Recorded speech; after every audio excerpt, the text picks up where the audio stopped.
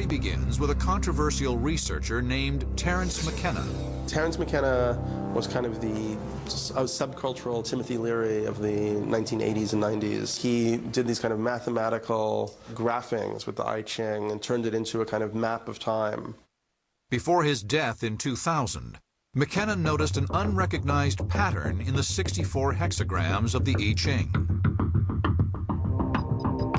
The 6 lines and 64 possible combinations can be expressed as a ratio of change in each hexagram and plotted on a graph. When McKenna mapped that graph over a timeline, he found intriguing correlations that matched all 4,000 years of recorded history. His graph starts with the I Ching's creation in China's Shang dynasty, the same period as the dawn of civilization in other parts of the world. The 64 hexagrams repeat 64 times over history.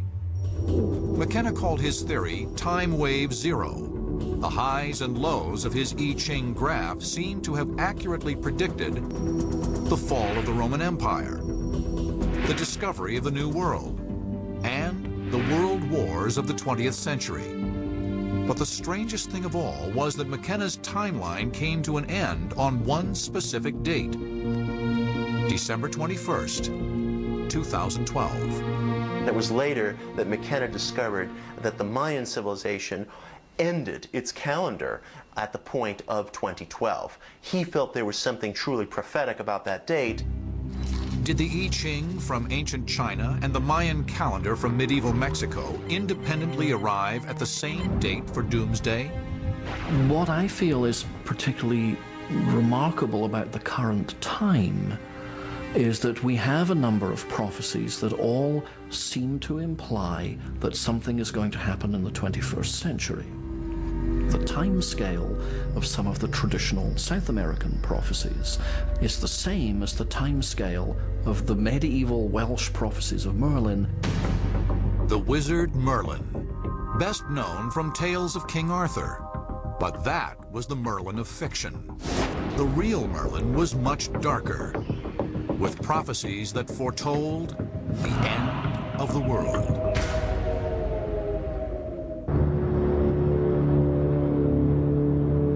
There is an ancient oracle of doom who is now almost forgotten. His name,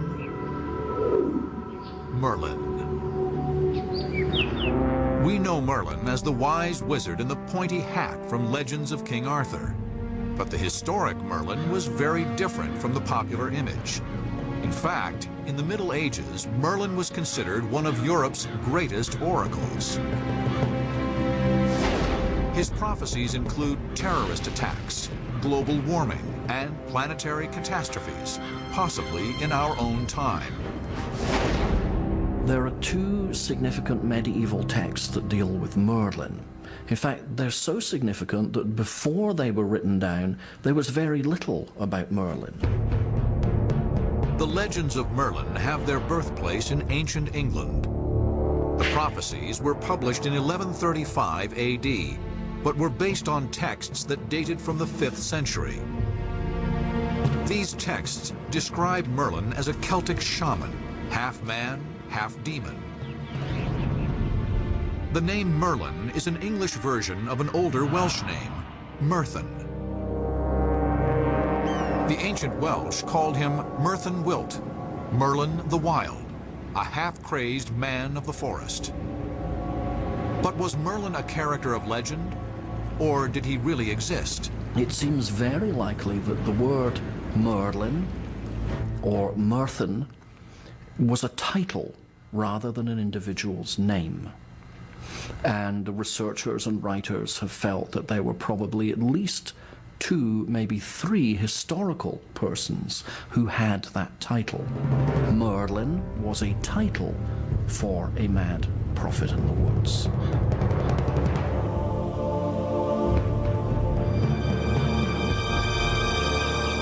The prophecies of Merlin seem to predict events that happened centuries in the future. 1,000 years before anyone knew that America existed, Merlin predicted the first American colony by name. A colony shall be founded by virgins in virgin soil.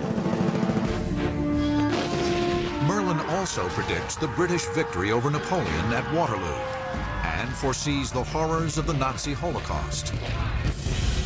But it is Merlin's prophecies for the 20th century that are the most astonishing. At that time, shall a man standing on the shore of England speak instantly to a man standing on the shore of France through a speaking stone. And it makes me think of the cell phone and quartz technology, our little speaking stones that we hold. But then, Merlin's prophecies turn darker. First, he foresees a disaster in Great Britain. The seven seas shall discharge itself, and the river burn for 7 months. Fishes shall die in the heat thereof, and shall grow multiple tails. The Severn is where the nuclear power stations are sited in Britain. So it would seem to us that this is a description of meltdown. The prophecies get worse. London shall mourn for the death of 20,000, and the river Thames shall turn to blood. Is this a reference to a terrorist attack?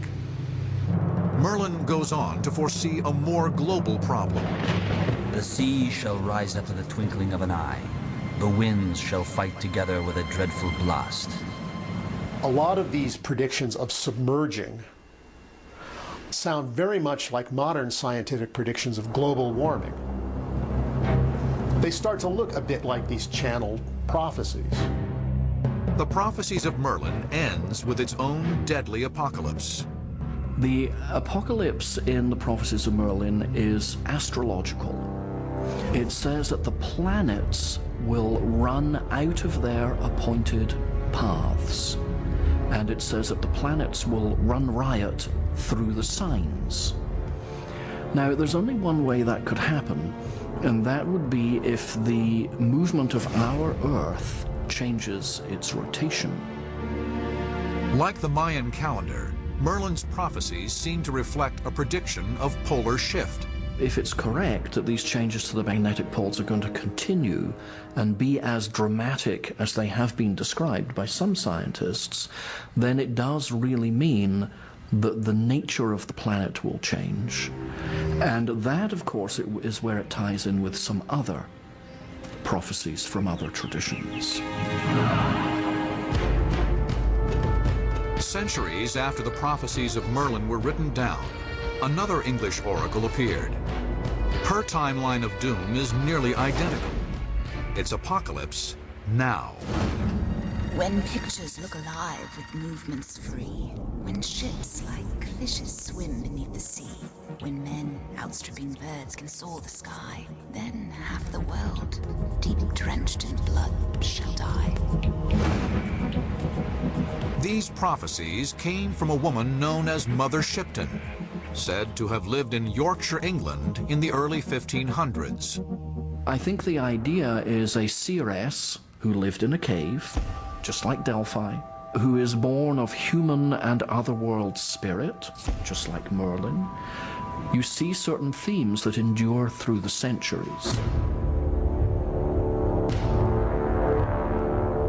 According to her biography, written in the 1600s, Mother Shipton correctly prophesied the death of Henry VIII and the defeat of the Spanish Armada, predicted Queen Victoria by name, and prophesied the upheavals of World War I and II. The prophecies of Mother Shipton first appeared in print in 1641. But when scholars have tried to track down the original texts, they have come up empty-handed.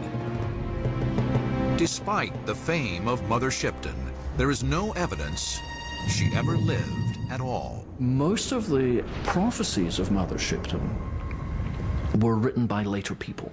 People would produce small books of verses and say, the new prophecies of Mother Shipton just discovered. A little bit like National Enquirer. Mother Shipton may have been invented by the London writer Richard Head in 1684, whose faltering writing career was saved when he began to publish these prophecies.